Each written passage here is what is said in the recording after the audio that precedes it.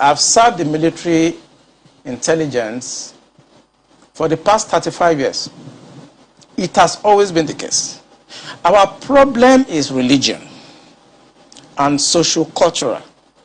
I mean, people will expect me to come here and start talking about kinetics, about operation and so on. I've been an operational commander all my life.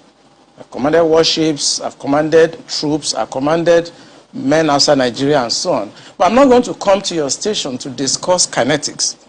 The problem is not kinetics. In 2017, 2016, I'm always a member of the Security and Intelligence Brief at the Defense Headquarters. I said the center of gravity of Boko Haram and insurgency in Nigeria are the sponsors of that program. It was beyond us. Because the job we need to do is kinetics. Fight, destroy places, resolve issues. Yep. But we cannot resolve issue of sponsors of Boko Haram that were in Buhari's government, that we know them. When you say we, who I was in the military intelligence. Okay. And the defense headquarters staff that I work with, they know.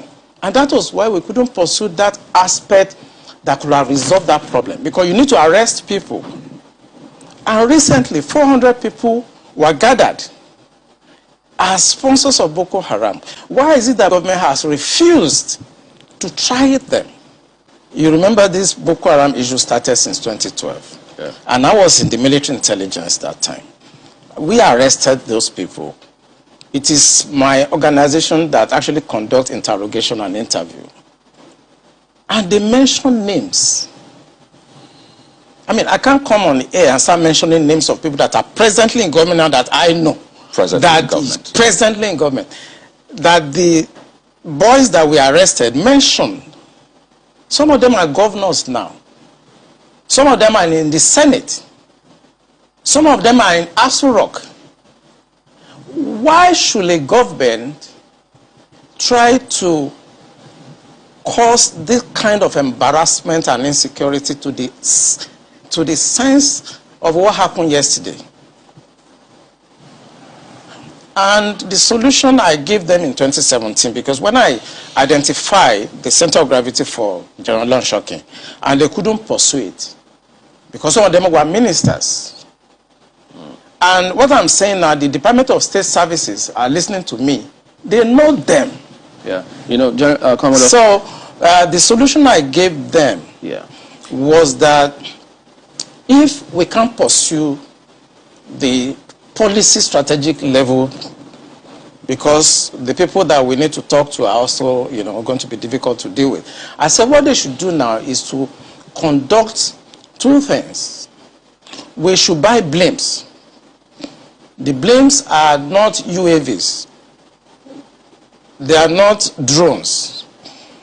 Blimps are equipment that can fly up to 10,000 feet, 30,000 feet, static if you want, mobile if you want, and they carry a lot of payload. We saw them in Afghanistan. We saw them in Kenya. This will be something that can give us real-time intelligence. And we can know where these bandits or terrorists, where they emanate from, when they finish operations as they've done, where they go back to. Okay. Well, they did not buy this equipment up to. This government does not want to resolve this problem. They are escalating it because of tribal and religious sentiments. So when you say this government does not want to resolve it, don't forget the same government has purchased. In fact, they're going to induct the Super Tucano jet because of, the insecurity situation. They have, the president has had to change guards, as it were, as a result of people's clamor. I imagine if that was not in the thinking, why would you go that length to make some of the, some of the pronouncements, the meetings that have happened, the purchase, the change of guard and the rest? Why would they do all that if they don't want to sort this? Because that is not the solution. What you just mentioned is not the solution. When you have a problem at policy level, strategic level, operational level, when you have a problem, what you need to do is to identify the center of gravity of that problem and attack it. That's what you do.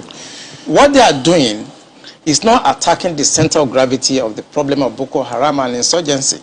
So if the president is buying Super Tucano, is changing service chiefs, that is not the solution. We are looking at the wrong side. It's not kinetic. It's politics. Are you ruling out kinetic altogether? I can't rule out kinetic because so it's a spectrum. It's a spectrum, you know, so you can't rule out something. But the center of gravity is what they should look at. And what is it? I'm saying it on this channel. It is the sponsor of Boko Haram and bandits. And speaking about the sponsors, you know, when you say the DSS, and yeah, they could be listening to you, but so they profile, part of their responsibility is to profile all of these persons before they either vie for elections or before, excuse me, they are nominated for any of these positions. Doesn't that happen? Don't they get intel and say, look, this and this is what we found, and then we don't think that this should proceed further? Doesn't that happen? It does. You know, when I worked with the DSS in 2007, because when Yaradua approved the operational order that we did, we now have to work together as a team. He actually forced all of us to sit down together and work together. I was surprised at the tremendous amount of information had by DSS. I was shocked. We in DI, I was in Defense Intelligence Agency, and when they were forced to bring out the files, I was shocked. They have so much information at DSS presently as I'm talking about what I'm talking about. They have. But you see, if a fish is going to get spoiled, it's going to start getting spoiled from the head. The DSS will not do anything except the Commander-in-Chief's body language shows that this is the direction I want to go. That is where the problem is. The DSS has tremendous information. By the time 2023 is here and somebody take over and wants to undo some of this evil that I've seen in this country, you'll be surprised names that the DSS will bring out. They have the information. There's nothing I'm going to say here that they don't have. The defense headquarters have the solution for the kinetic aspect. They do. I'm not going to come here to advise them. I work with them and they're still there. The chief of naval staff was in the intelligence with me. We were together in Defense Intelligence Agency. That's Vice Admiral Gambo. I know these people are good. They know what to do. It's not that they have problems. It has to do with politics, the sponsors, people that feel that this country should be Islamized. You know, assuming but not conceding that, I mean, that all of this is the case. So what is the end game? Because I imagine as a strategist, that's what you think about too. So these things are happening.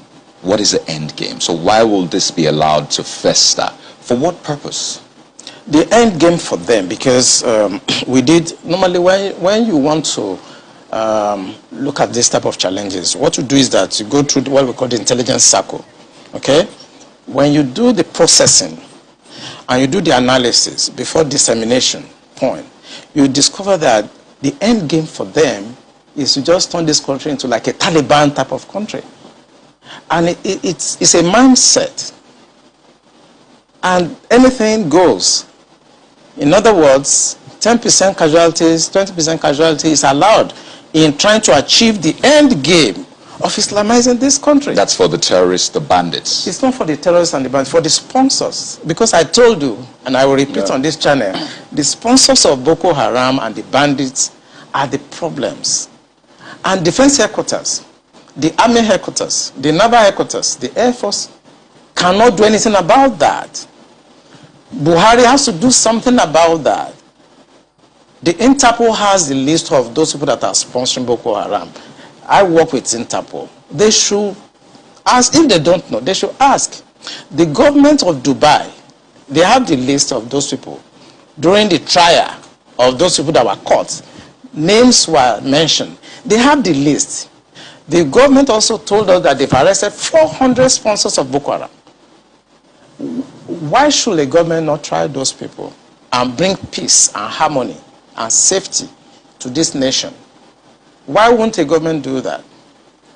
those people that are going to harass cadets and officers in NDA, they live around the place. I know NDA very well. I was in Georgia, I was in NDA as young officers, and I know the area very well. They live around the place. So why can't you put up a blimp that can see what they are doing in real time and eliminate them? Why won't you do that? In fact, there were more details saying that some persons slept up, but we'll come to that hopefully. Marco has got some questions for you.